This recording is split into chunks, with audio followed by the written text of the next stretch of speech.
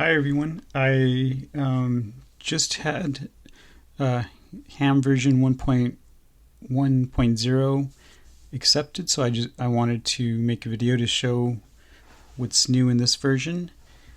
And so I'll go ahead and run through what I have in my vignette. That's also new. I included that in this version so that you can see how I use it. And before we get started with that, I just wanted to show Ham's CRAN page. You can see that the new version is 1.1.0, and if you scroll down, you can see towards the bottom of this screen, you can see next to the reference manual we have our Ham PDF, and below that we have our vignettes. And so Ham dash package is the vignette that has hopefully a lot of useful information on how I use it and how I would kind of go from start to finish on a project, and how I'd use the Ham package to help with the work I do. So I already have the vignette open, as well as my GitHub page that has my README. Here's GitHub, and here's the vignette. So I'm just going to kind of go through this and highlight the stuff that's new. This whole thing has all parts of the Ham package reviewed, but I'm just going to highlight the stuff that's new in this version 1.1. So I'm going to begin just by reading the background on the Ham package. The goal of Ham is to provide different modeling approaches to evaluating healthcare programs or interventions with descriptive statistics, point estimates, and confidence intervals, and regression analyses.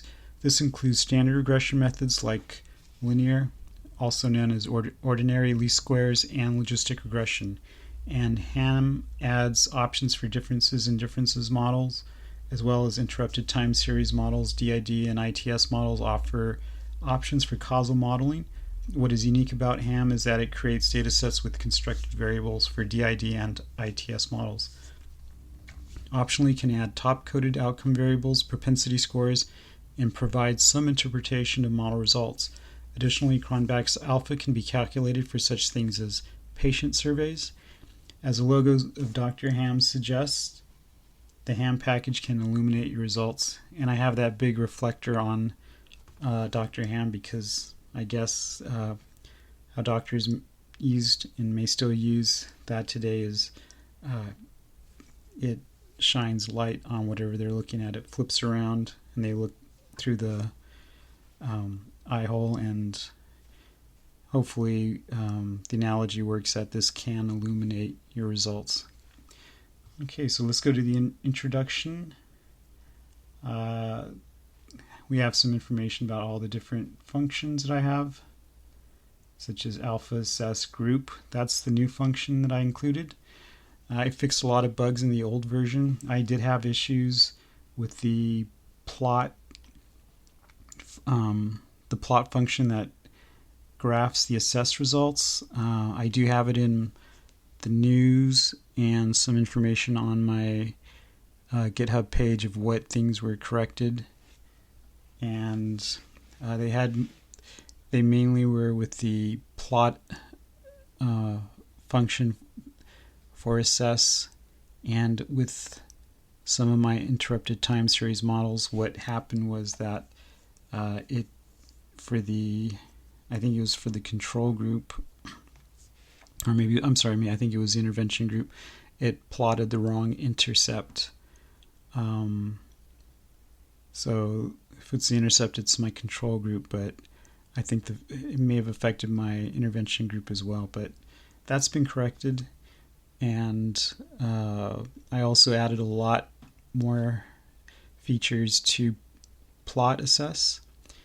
We'll cover that in a little bit, but the bug fixes were primarily for the plot.assess. It's how we plot our assess results, but those have been fixed. And group that's new. And what it does is provide confidence intervals for descriptive and inferential statistics. We can compare groups in cross-sectional or repeated cross-sectional data. So we'll see in the graphs ahead that we can create and graph confidence intervals for an outcome by groups, or we can do an outcome by groups over time. So we have repeated confidence intervals over whatever duration that we have in our data. And yeah, so that's it. The how we graph our assess object, and with group we get confidence intervals for groups or for groups over time, and we do have a graphing option for that. And those are the two big changes in what we're going to look at today. Okay, so the where I would often begin with analyzing data is starting with descriptives, and we can also use some inferential statistics such as confidence intervals to help guide our analysis. And so what I have here is some code. I create an object for group 1. That's the object name, group 1, gr1.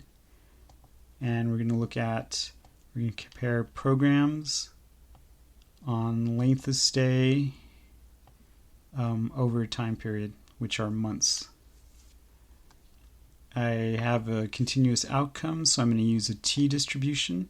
So I specify that there. That's the default option. I don't need to use that argument, but I just wanted to show what argument I am using. And then cluster equals true, and that's a new option. It's in the group function. What it does is give us some sort of sense of how much between group variance or within group similarities we have in our data. We call it clustering. So if we have, for example, patients within a hospital having very similar outcomes, and we see that we have a lot of variation between hospitals because we have the patients within hospitals starting to show very similar results. That's a sign of clustering. So ideally, when working in healthcare, we have outcomes in which if you're if you're looking at multiple departments or multiple hospitals, ideally you can get the same type of care at any of the hospitals that you attend. We don't always see that, though. We can see differences between medical centers, and when we do have differences between medical centers, then we have some sign of clustering. Clustering is best used in continuous outcomes when we have the intra-class correlation. That's a really good measure of clustering when we're looking at continuous outcomes. So that's one of the results that we get back. If we're looking at a binary outcome, that intra-class correlation that we get can be used to calculate something called the median odds ratio. So that can tell us that if we have kind of, I guess, on average, what would be the average difference between two patients with the same characteristics but treated at two different medical centers. What is the kind of the median odds ratio for one patient over the other? So if we have a median odds ratio of 2, that would mean that, and the outcome is, say, 30-day mortality or 30-day readmissions or getting a dangerous infection, that would indicate that one patient, their odds are twice as high as another patient just solely based on where they went to get treated at. So if we're at two hospitals, say we're in, I'm going to say Boston and the other's in New York, and the person from Boston has a median. If they go to, or if you're treated in Boston versus New York, you may have you might be twice as likely to get some sort of negative outcome just because of where you're going, what hospital you're going to. Those are further apart. So let's say Los Angeles or San Diego, they're closer. So you shouldn't have, if your healthcare system is providing care equally among all patients, you shouldn't have odds ratios twice as high as one patient over the other just because of where they decided to go get treated. So that one's important for binary outcomes. And we also have something called a design effect, and that uses the intra-class correlation in its calculation, and it identifies when we should start considering the hierarchy or the level of grouping once we get values of a design effect over a value of 2. Then that means that there are some signs of clustering, and it's important enough that we really should consider how we would do that in our analysis. So when we have design effects over 2, there are signs of clustering. That means that we have between group variation, and it really matters in that case. If you're looking in healthcare, for example, which hospital you're going to, ideally we're not going to have any signs of clustering, which means that we should receive the same type of care at any hospital. But since we're within the group function, it's good to have some sort of idea of what are the differences like between our different groups. So I have cluster equals true. That means I'm going to get the intra-class correlation, median odds ratio for binary outcomes, and the design effect. Okay, so I'm going to I have some of that here, so I'm going to highlight this and go to my R session, and I'm just going to run it. Okay.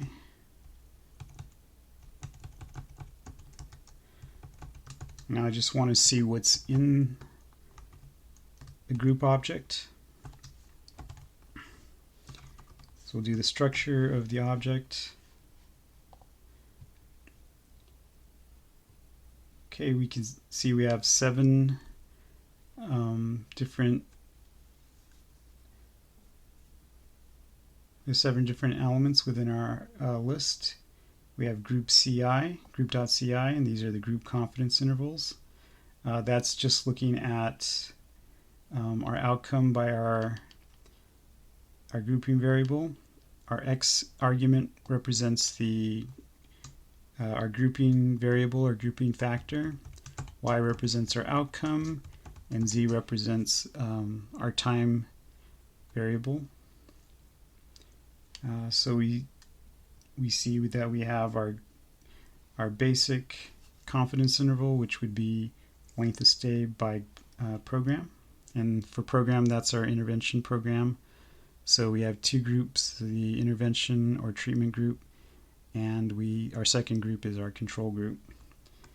So ADF alpha, that represents it's our data frame that's been of results that's been sorted alphabetically. That's what the alpha represents.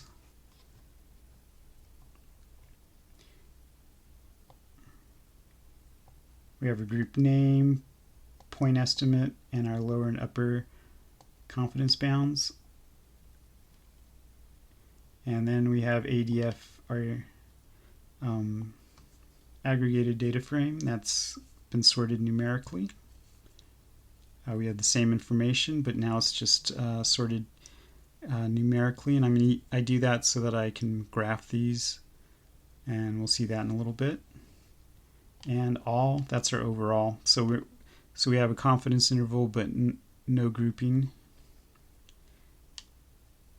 So we just have the point estimate, lower and upper confidence limits, and then we have our next element would be time.ci. That's our time confidence interval. And we see that for this we have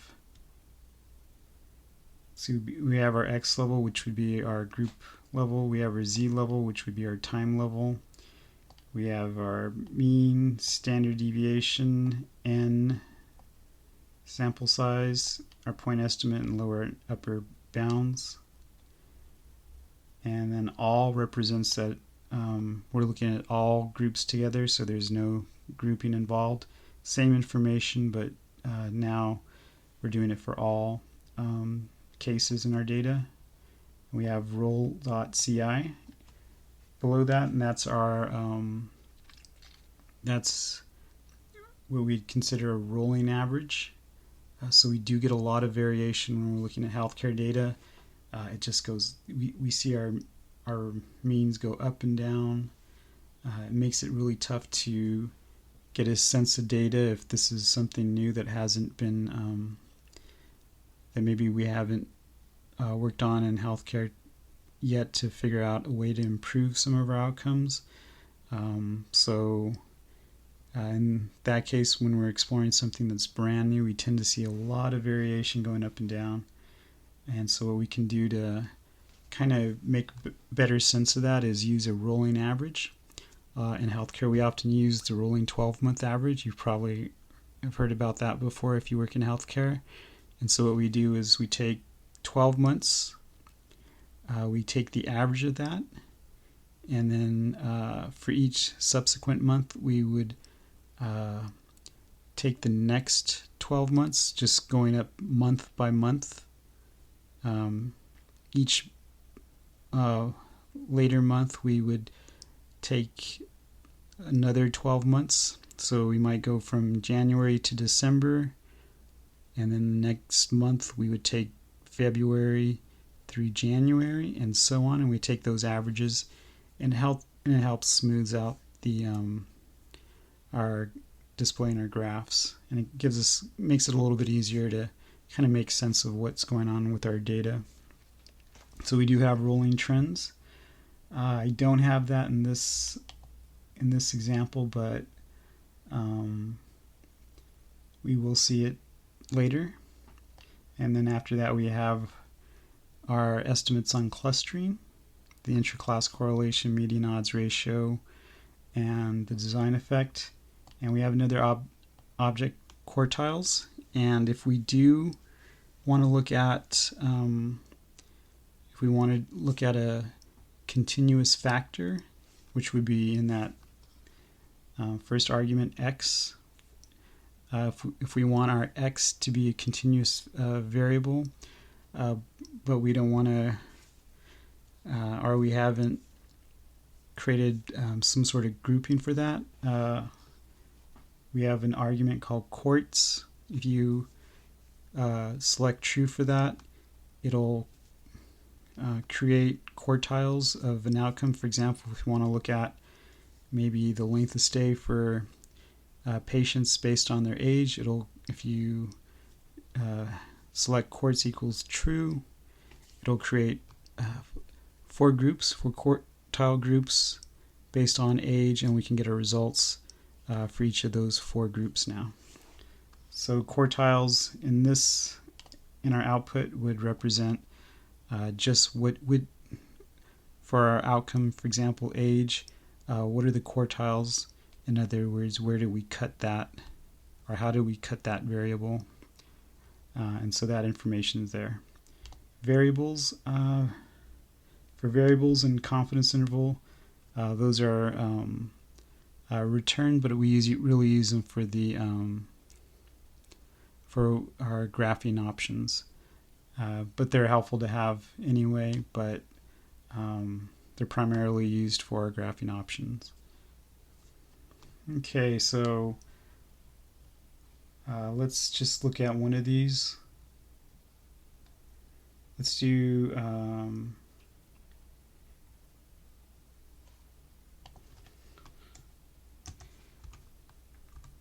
think this is what we have in the vignette.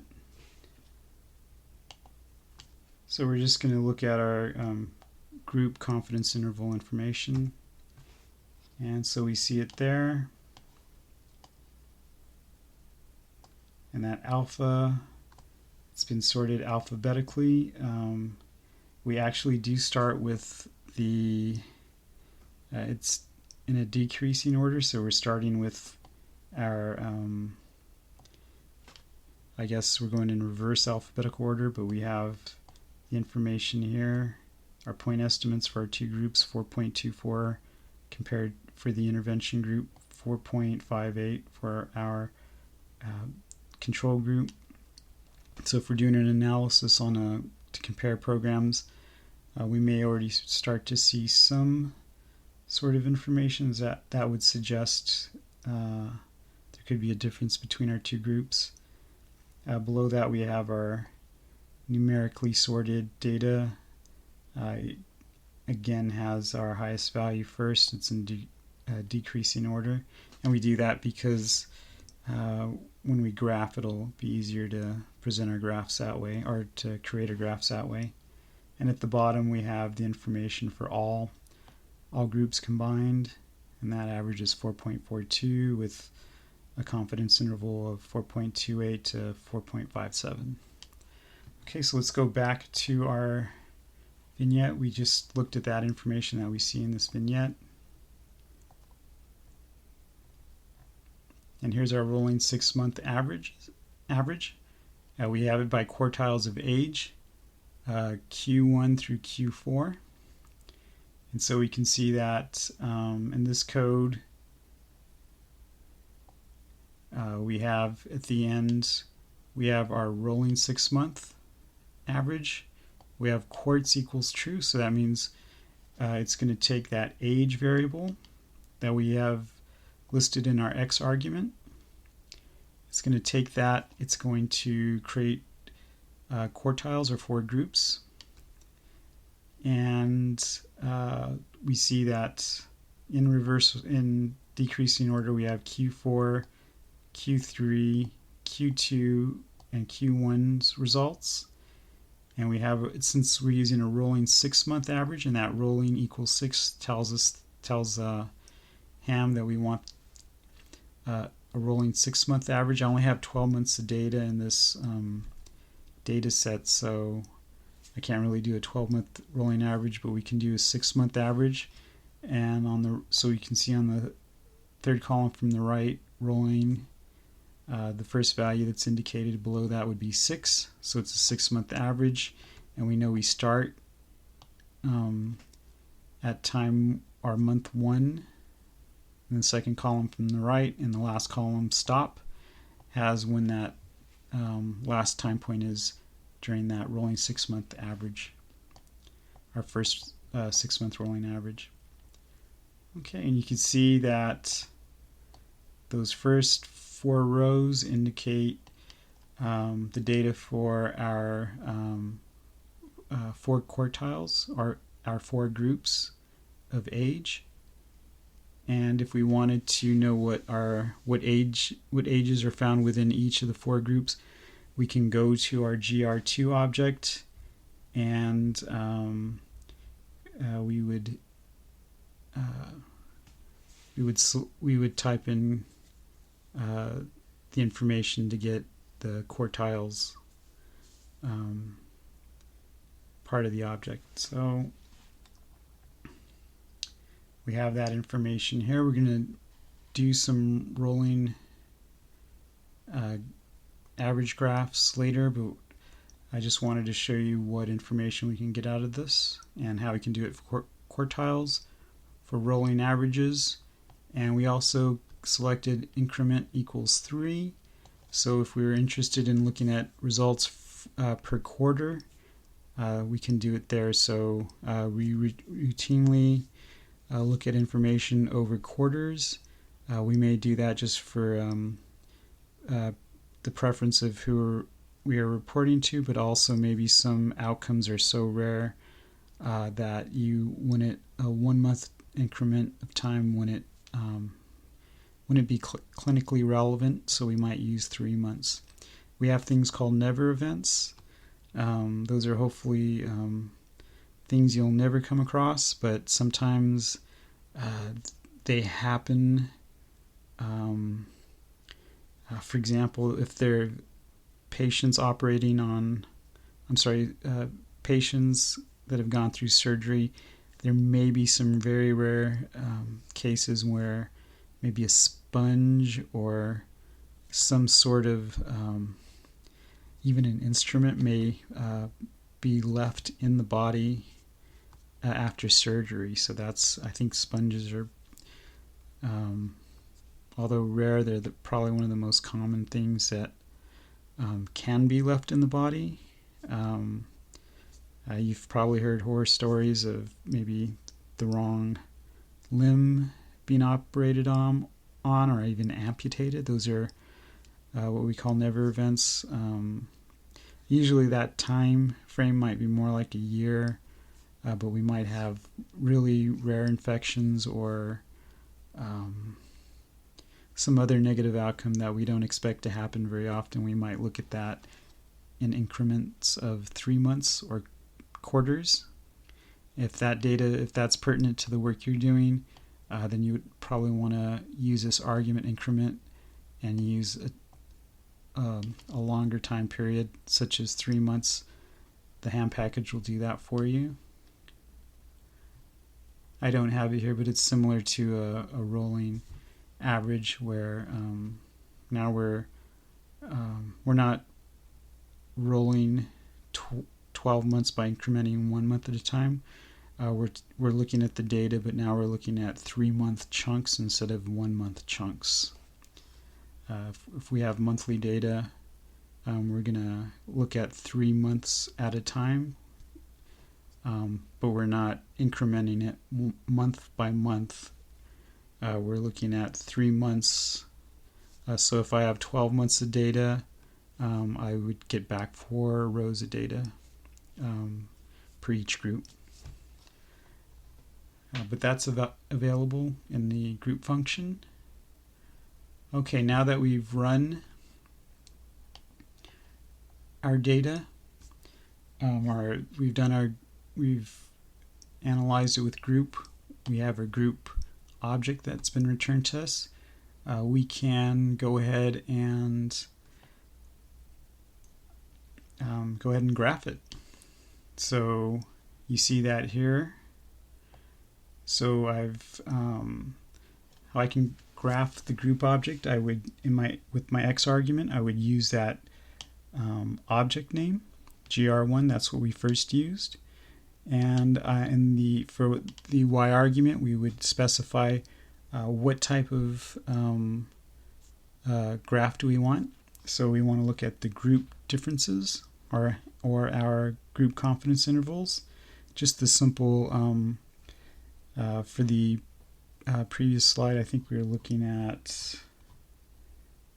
length of stay by program. So we just want to see the confidence intervals for length of stay by our intervention and control groups.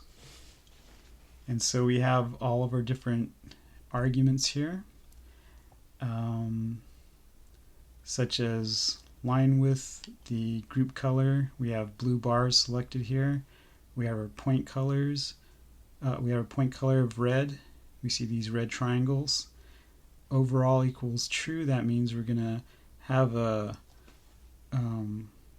confidence interval for all patients, regardless of group or intervention or control group.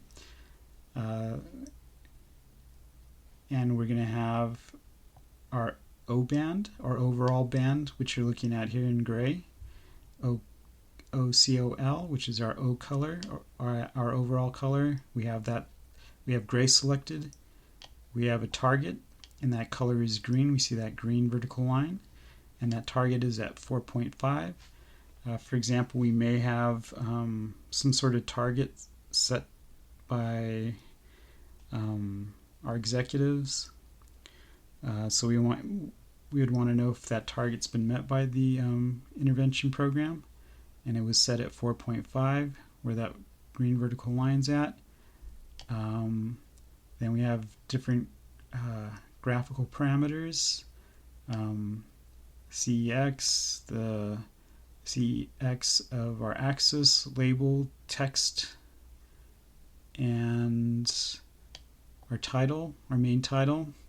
And then we have in the very last in this argument, in this code, we have how we can adjust the color or the shading of our confidence bands. We just have that. We just have the overall confidence band in gray, but if we want to make it darker, we would increase that value of 0.2 as high as 1, which would be a completely solid coloring. If you want to make it more opaque, then you'd lower that value, and we have it more opaque by using that value of 0.2. And that gray vertical line represents the point estimate for the overall group, and that's reported at the bottom of the graph. The overall mean is 4.43, and that 95% confidence interval is 4.28 to 4.57. You do have the option of using other confidence interval limits. You can use I guess anything between 0 and 1, but realistically better options would be 0.9 to 0.99. You can select those in one of the arguments. I don't have it here, but it would be under the confidence interval argument, and you can set where you want it to be. So you're not, in other words, you're not limited to 95% confidence intervals, but those are the best ones to start with. So now we can scroll down, and we're looking at our between group variance and within group clustering. We have the interclass correlation of 0.011, so not a lot. 0.02 might be where we begin to take notice. But we only have 2 groups, so it's not we wouldn't expect a lot. If you're working in a hospital system, or maybe you have 10 hospitals or more, then you start to kind of see greater levels of clustering, especially if those groups are spread over a greater distance, or maybe have maybe have differences in their populations. But with just 2 groups, it's probably not as helpful in that situation than if you had 10 groups to compare. We don't have a median odds ratio because we're looking at a continuous outcome for length of stay. We do have a design effect. For a median odds ratio, I use the formula that I got in the Ray Hesketh book. That's for multi-level modeling. I use the formula to get the interclass correlation for binary outcomes through that. So, and it's a little bit different than the interclass correlation seems very consistent with what we'd expect. The median odds ratio seems to maybe overestimate just a little bit. I need to find a better formula for that, but if you're using the median odds ratio, I just take it with a grain of salt. But it still would give you a good idea of if there's some sort of important level of clustering based on your groups. Okay, so now we can graph the confidence interval trend results. This is all the same code, but what I'm doing now is I selected in my Y argument, I'm looking at time. So I'm just looking at the time that we see, and it's doing a time plot.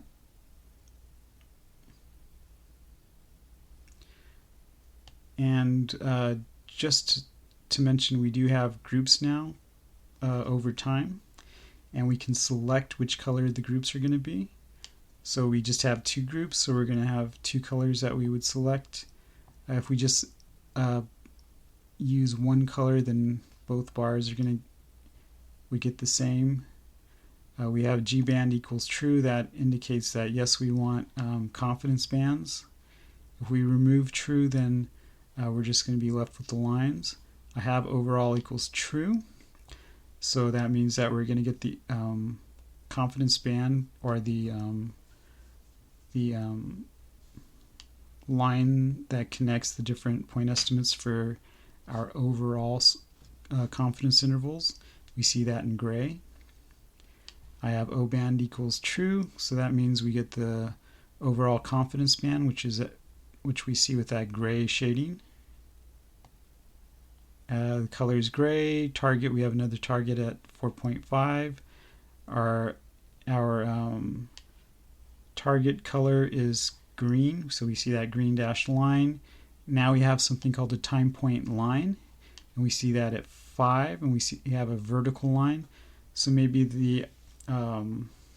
there's some sort of target to reach by a certain time, but in this case we're actually looking at an intervention program where the intervention was implemented at the 5th month, and so we're just looking at what happened to the 5th month. What's interesting to see is that the intervention and control group, they almost swapped, where prior to that, to the left of that yellow line, we see that the intervention group indicated by 1. We have a 0 on the left where that pink line starts, and a 1 on the right where that blue line ends. So that's the group name that we get through adding in text there. And so we can see that in red or pink is the line for our control group, and for blue, that's our intervention group indicated with a 1. But we see that at that 5th month where that yellow vertical line is, we do see that I just based on the confidence intervals at that particular month, it looks like their rates are about the same. The lines seem to include the confidence bands seem to include the lines of the other groups in them. So, but they're not substantially different. But it is important to note that there was a big difference in the first few months. They seem to have evened out by the start of the intervention, and we see by the end of the year there's a significant difference. So this might make me wonder if something's happening, and it would make me think we should definitely start to explore this more.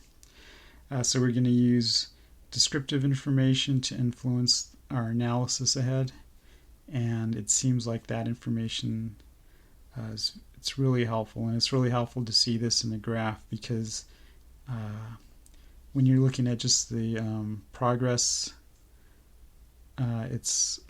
when you're looking at the averages, it's a little bit harder to see that trend. Okay, and so the rest of the arguments that we see above are similar. Name equals true, that indicates that we're going to get the 0, the 1, and all text added to the graph. So I think that's the only other argument that we didn't see earlier. Okay, so now that we've reviewed what you can get from the group function, you get confidence intervals by group, and if you have the arguments selected, you can look at those confidence intervals over time, and you can graph your results.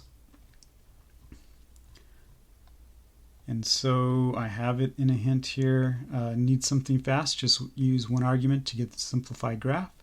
So let's go back to my RStudio session, and I'm going to show you that. So the default type of graph for the group function is that comparison of confidence intervals. We see it on the bottom right. It's just a really basic graph, but if you want something fast and you don't want to have to you're not quite ready to create a graph for presentation purposes, but you just want to have the information to help guide the next steps of your analysis, just hit plot GR1. And if you want the graph, a basic graph for your rolling average, in the y argument, in the second argument, type in roll.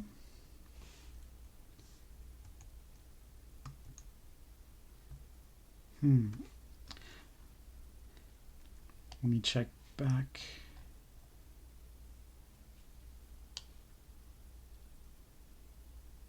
Oh, let me do the time first one now.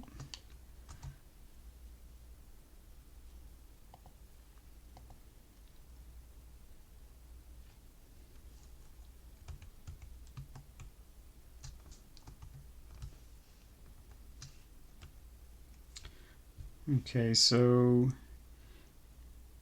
I guess we didn't do a rolling average in the first one. Sorry, I forgot about that. GR1 didn't have the rolling averages selected. It was the GR2 argument. But we can see that if we add in time as an argument and we want something fast, this will do it for us. It'd help to have the information, but if you're familiar with the data, then you probably can guess which line is which. And then we're going to go and now do the GR2, and we're going to get the rolling average. Oh, I haven't entered that. Okay, I need to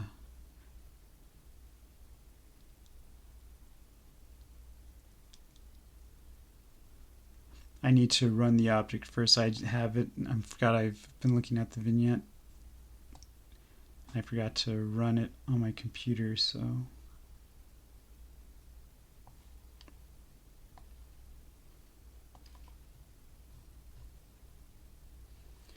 Okay, so here's the code for GR2. I'm going to go back to my RStudio session. I'm just going to paste it in.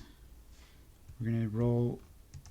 Okay, so here's our rolling average graph. With 4 groups, it's a little bit harder to see, so I'm just going to add in the name equals true argument. I would add in the color if I had time to just do it piece by piece, but I think the name will probably help. Okay, so now we can see which are the different quartiles. We have 2 names on the left, 2 names on the right, and we can zoom in on that if we want, and we can get a better look at how the groups performed. Okay, so let's go back to the vignette. But it's really easy to just get these graphs kind of quickly to help your work move along. You don't want to get bogged down by making the graph precisely the way you want, but you do have options to do those graphs quickly if you want. I really like the ones that have kind of the bells and whistles, but sometimes we're just kind of in a rush, so so in the next sections, I do have information about linear and logistic regression that I covered in one of the last videos. We have top coding and propensity scores that we can add into the model, and that can be easily done in the ham package. You just specify the variable you want to, where the outcome value that you want to top code at. So for this, it was cost, top coded at $17,150, and we have a propensity score that uses based on female sex, age, and risk. And so we get our model results from that.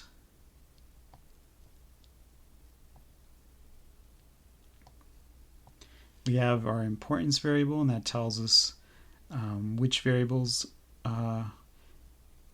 have the biggest part in explaining our outcome and the variance in our outcome. And we can graph that importance. So I think one of the, I'm sorry, I'm blanking on this, but I think it's the AIM objectives. That one mandate that came out probably closer to 20 years now, on how we should try to make progress in healthcare. One of the things was safe and responsible healthcare, and one of the other things listed was efficient healthcare. So we want to save money. We don't want to waste our resources. By doing so, we could maybe prevent care for other patients. So how we can use variable importance is to identify which of our variables are the most important. So we might have, within our stakeholders, we might have 5 or 6 groups, maybe just 1 or 2, but sometimes on the really important discussions, we might have many representatives with a varying interest. And so we may want to and each of them might have an idea of what they consider the most important. And some things are going to be very important, but some things aren't. So we just want to have a way to identify which things should we focus on. By doing so, we can save resources. So instead of going after 5 or 10 different potential causes of the outcome that we're concerned with, we can just nail it down to the top variable, or even the top 3. In other words, we want to get the biggest bang for our buck from our efforts, and so the variable importance can do that. So for example, the most important variable in the model that was run in this section was program. So it would be we would know that our intervention program has a big impact on our outcomes. So from that, we may want to enroll more patients into that program as safely as we can. So that's one thing that we get is a variable importance graph. We are in the differences and differences section, and let me see, okay, so I'm just gonna grab this code. I want to run this model. I'm going to go back to RStudio.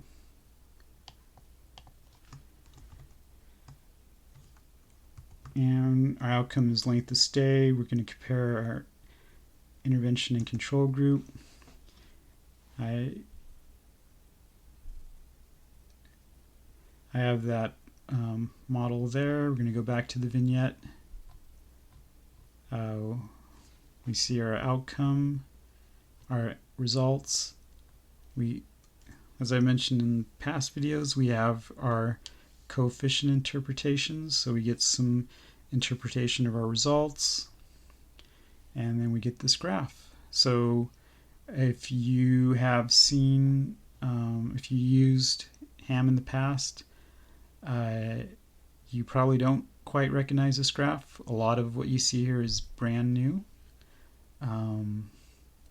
So I'm just going to copy that first part of the code.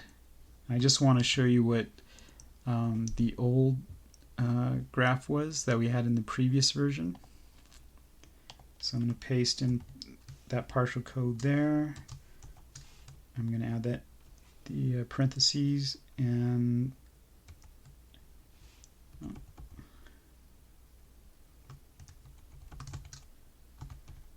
okay. So I think I have it for model DM1. So let me go back to get that code. Okay, so here's DM1. And let me run that to get that object. Okay, so on the bottom right, you can see what in the first ham version, what the code was that you'd get back from that. We also had the option to add in a legend, but besides that, it looked pretty much like the graph we see now. So just a red and blue line. Blue represents the intervention group. Red represents the control group. The graph is actually very helpful. If I wanted something quick, I would do this exact graph. But just to make sure we have another option for when you're presenting results, I've added new features to the function plot assess, or how we plot our assess object results. So I'm going to copy that here, and then I'm going to paste it into RStudio. And I actually do want to modify some of this just so I can show you how it works.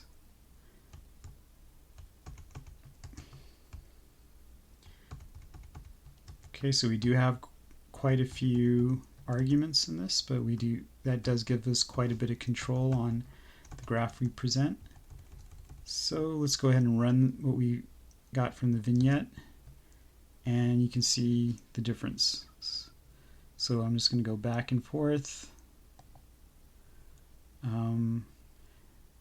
You will notice that the solid lines in the graph do look a little bit different, not just in their appearance, but in I guess the aspect ratio, because I do have control of the X limits and Y limits, so I do have that here.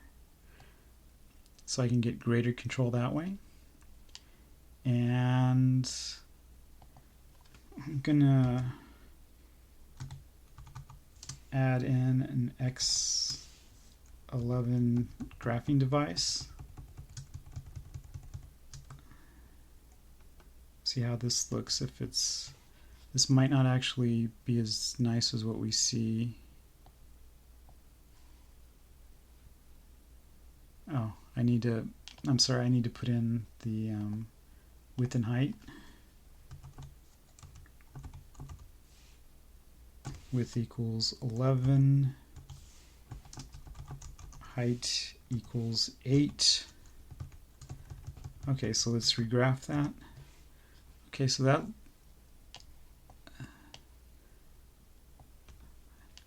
I think overall for this kind of graph, I think it looks okay.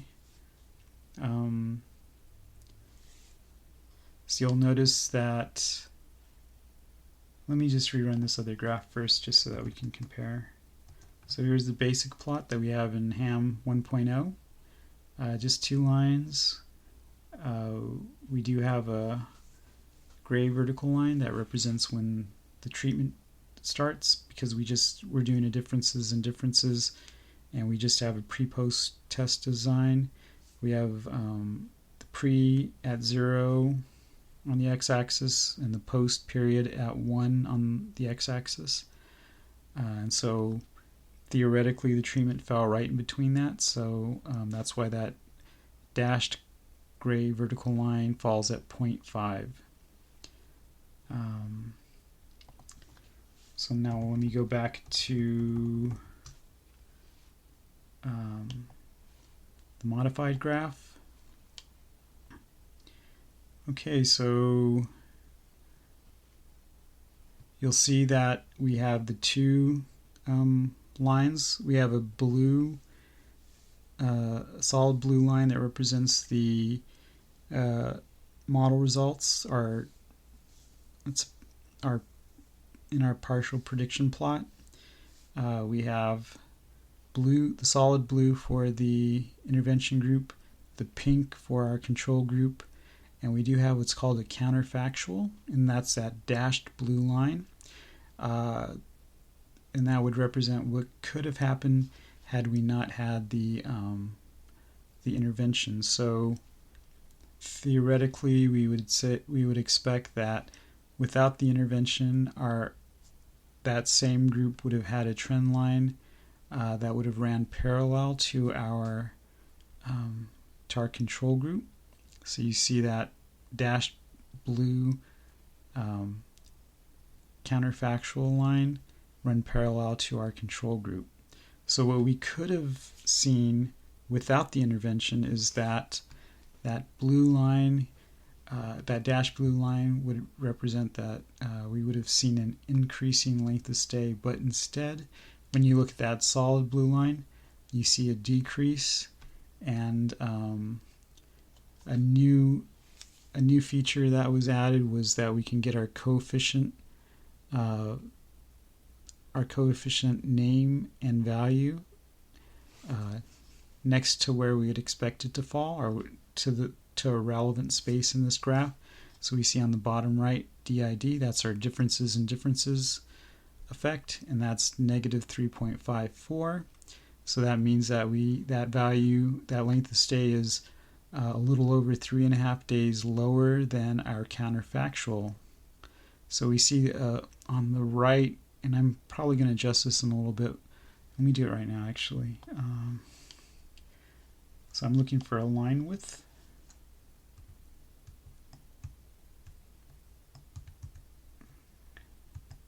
Let me see if I can move that up to 9, if that's any better.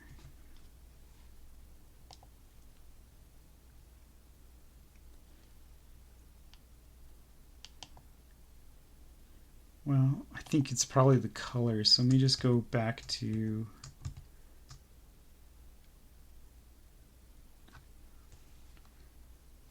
put in just blue.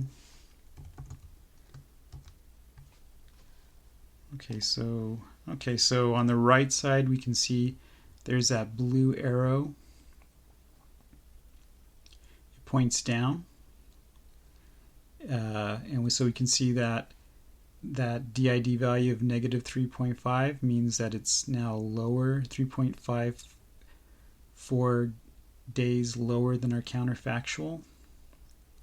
So that's why we have that blue arrow in there. And so that's just a guide. If you don't want that, it may not be helpful in every situation or for everyone. So if you wanted to take that out, you can set the arrow argument to false. I have it set to true right now. I do have an X shift argument selected, so that means that I've shifted that arrow over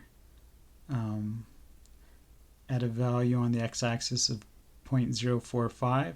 If I didn't, that would run right through that spot, that pink arrow. In this example, those two arrows would overlap each other. In other examples, they may not.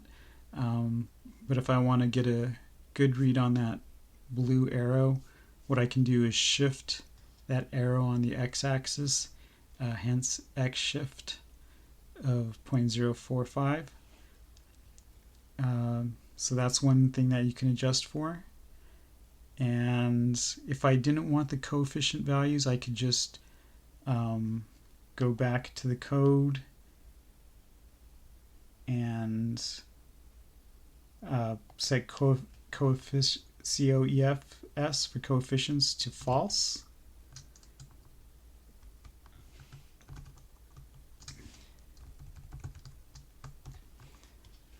And the coefficient name and the values are gone.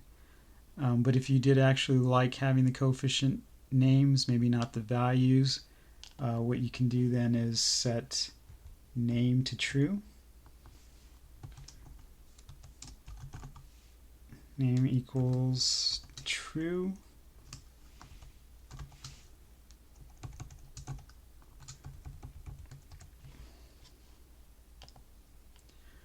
Okay, so now you have the coefficient names. If you want to increase the size, there is the CEX .text, the CEX for text. You can increase it there. and you can adjust other things, but I guess the big thing is that you get the counterfactual, and you have a way of understanding that coefficient, that difference with the arrow, and you get the actual coefficient value when you have that COEFS argument equal to true. So you have different ways of being able to present those results. The differences in differences graph's a little bit more straightforward. You may not need those extra things, but when you get into but it could still be helpful. But it may be even more helpful once we get into the interrupted time series, where you have a lot of different coefficients in that model. You just have 4 in this model if you're not using a propensity score or controlling for other variables. But when you do have a model that has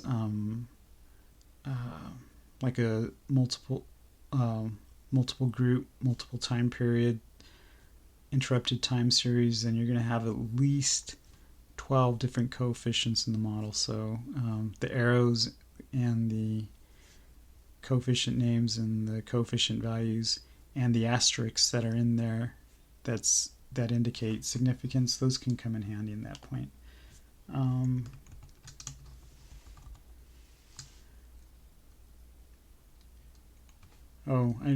I forgot to mention that we do have other options. I'm going to redo this graph really quick,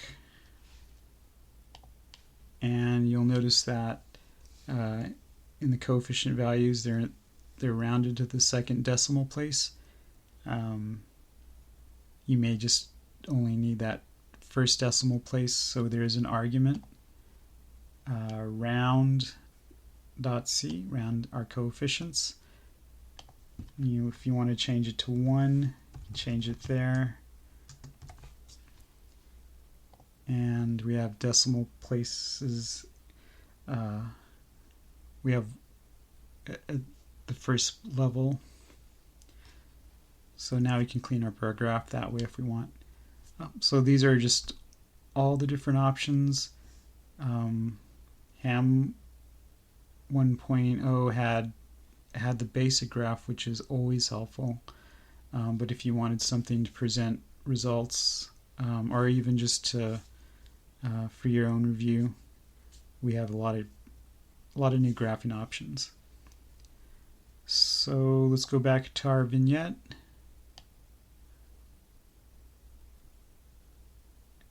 And we have our section on interrupted time series. We have different models. What's nice about an interrupted time series is that you can do a graph just for your intervention group. In other words, no control group, and you still do get a counterfactual that you can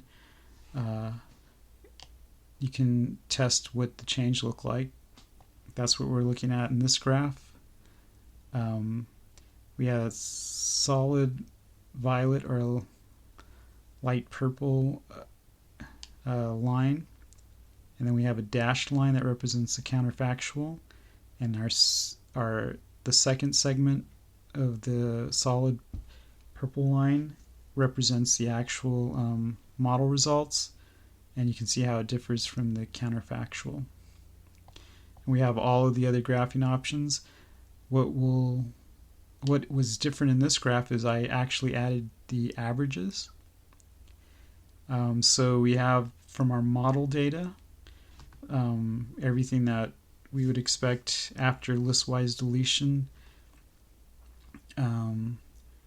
We have these little purple dots that represent the actual mean from that model data for each time period. So in this we have 12 months, so we have 12 dots that represent the average length of stay for each month. And so we have that so we can see how close our model and how close it fits our data.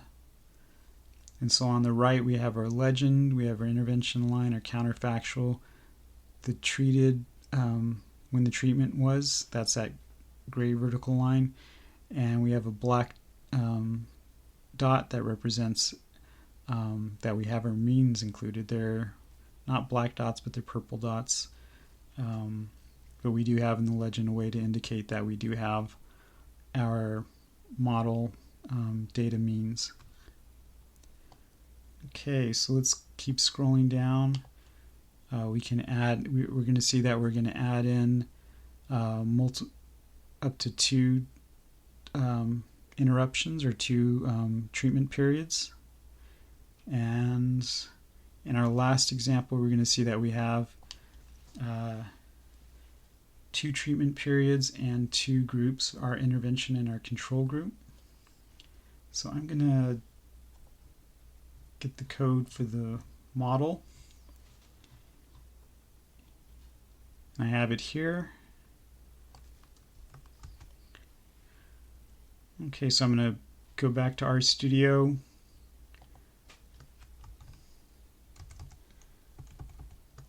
And I'm going to run the model. I'm going to go back to the vignette.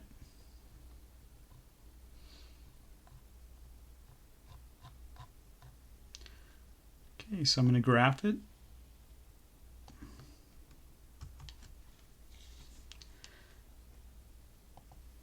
I'm going to use the same code that will give us that same graph.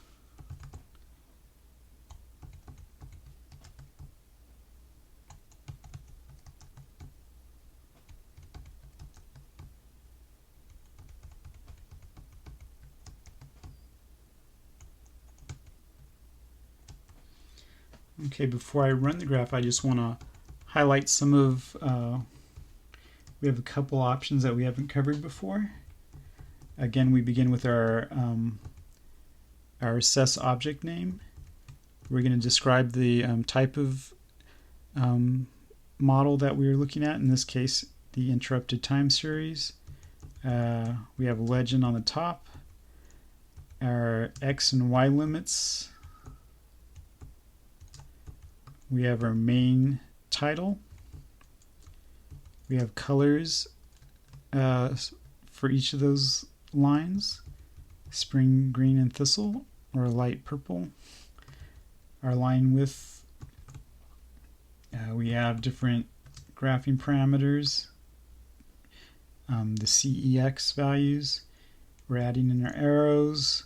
We're going to shift some of those arrows. That first arrow indicates that we're shifting the vertical arrows, not the horizontal arrows. For our models, if we have just one time point, then or if we just have one treatment period, then we're just going to shift one arrow on the right. If we have 2 treatment periods, then we have the option of shifting 2 vertical arrows. Value 0 means that for that first arrow I'm not shifting it, but for that second one I am shifting it by a value of 0.5. We're going to include our coefficients. We're going to round to the first digit, and what's new in this is I can move the position of our coefficient names and values, and just kind of like, and I use the same function that's in our base graphing options. We're going to look at position 1 would mean below.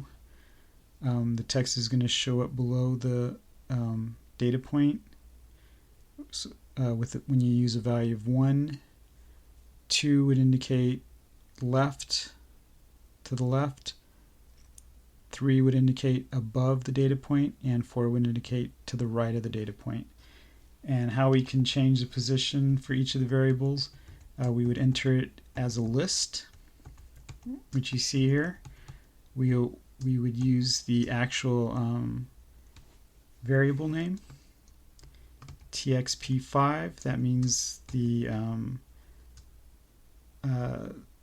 txp variable at the 5th month, and so we're going to put that in position 3, which means above that data point. Post 9, that would be our post intervention or interruption at month 9. 9 means in our model above we have interruptions at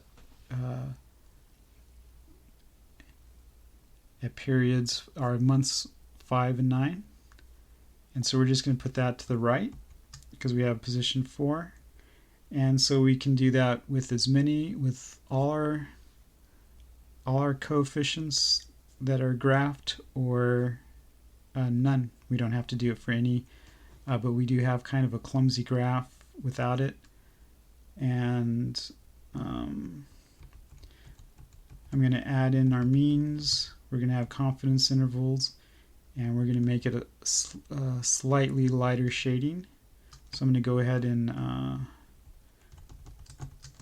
actually I'm going to use the X11 to graph it to those dimensions, and we're going to run it. Okay, so here's a graph. So now we could modify it if we'd like. It's a little hard to read the coefficient name, so I'm going to increase the font there. The legend's a little bit too small. I think everything else looks okay. I actually like that the arrows aren't too dark, or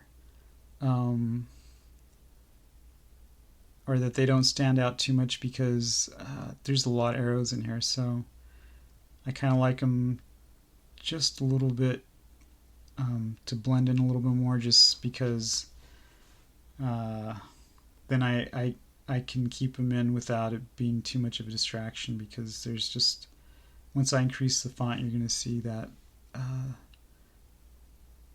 this graph's going to look a little busy. But I do like having the points in there, the data points. We can see that they mostly fall within our confidence intervals, or I'm sorry, our confidence bands. So they seem to fit. But I'm going to actually set the shading down to about 0.1. I do have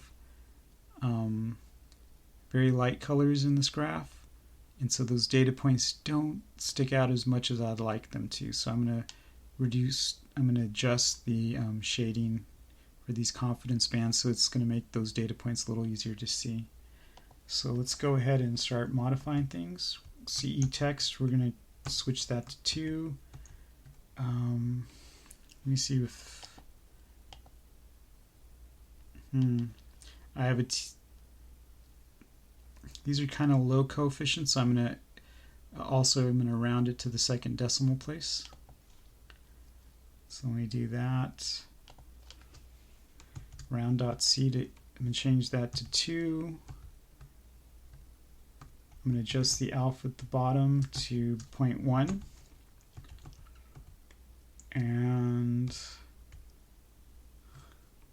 see about our title and our labels. I guess they're okay. Take a second look later. CX legend. I want to see what 1.75 looks like.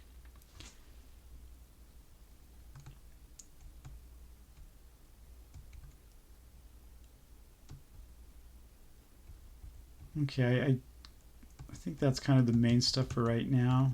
Let's take a look. Okay, so it's a lot easier to see the coefficients. The legend is bigger. I can read that a little bit easier.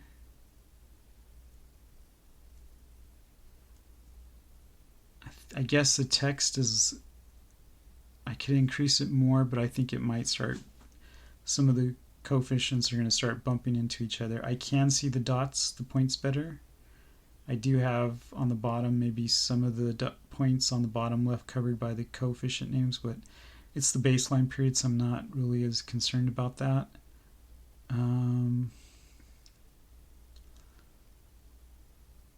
It looks like the main finding would be that IXP5, and just to point out, whenever you see on an interrupted time series variables that begin with IXP or TXIP, those are the main variables of the analysis. So we have two of them. We have IXP5, IXP9, TXIP5, TXIP9. Those are our main variables in the analysis. IXP would just be the change in the intercept. TXIP would be the change in the trend or the slope. And so when we're looking at time series data, those are two of our primary interests, how the intercept changed and how the slope changed. And so when you see IXP, that represents the change in the intercept because of our intervention group, and that TXIP represents the change in the slope for the intervention group. So our main findings are the one finding that's significant of those four variables I mentioned would be IXP5.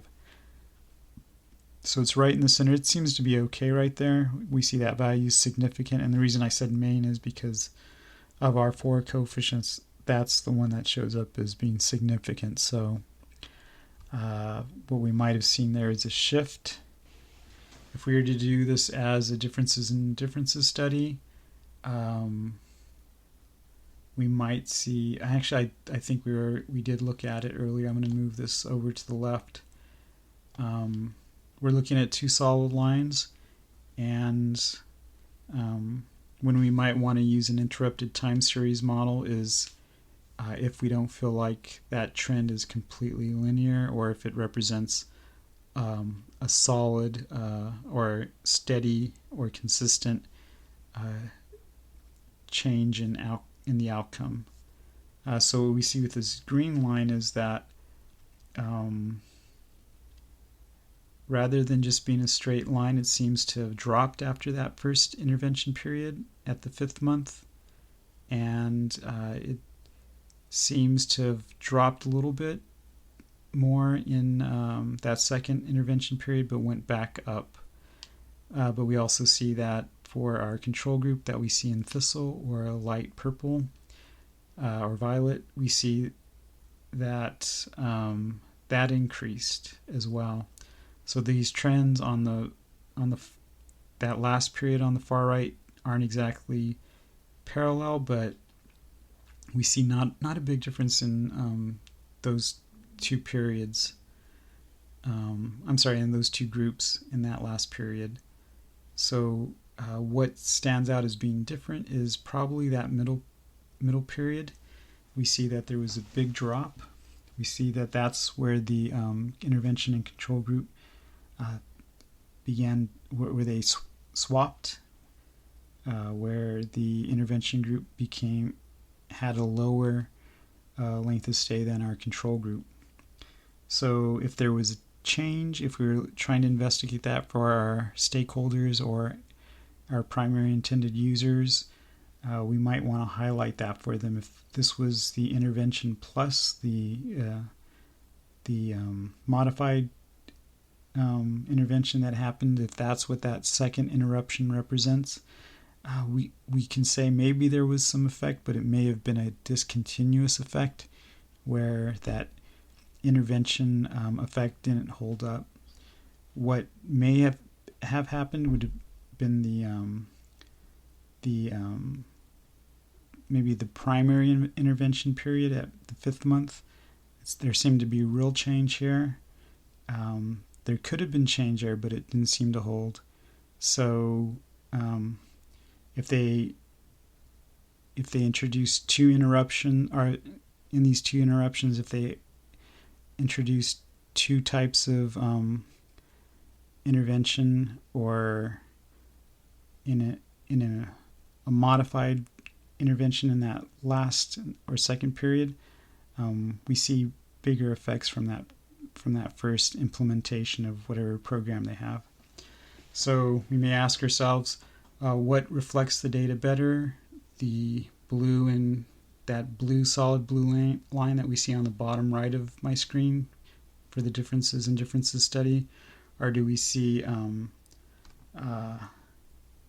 or does our experience, is it best reflected by these segmented lines from the interrupted time series analysis? I think it might be the interrupted time series analysis, but I'd have to, of course, investigate that more with the primary intended users. But both options are very good. They offer more than what we might get from just a traditional model. I think for that, a solid line for that control group that we see on the left, that probably would be a good representation of the control group. One solid line, that purple line that we see on the bottom right, that might make perfect sense to explain that data, but we do see something a little different with that green line. So I just wanted to point that out. We can keep modifying these graphs as, if we want, but I think we hit the main new features and how it can help your analysis. Okay, that's it. Thank you for listening. The next version probably won't be out for the next at least 6 months, maybe longer, but I hope you get use out of this version, Ham 1.1, and I hope it can help your work. So thank you.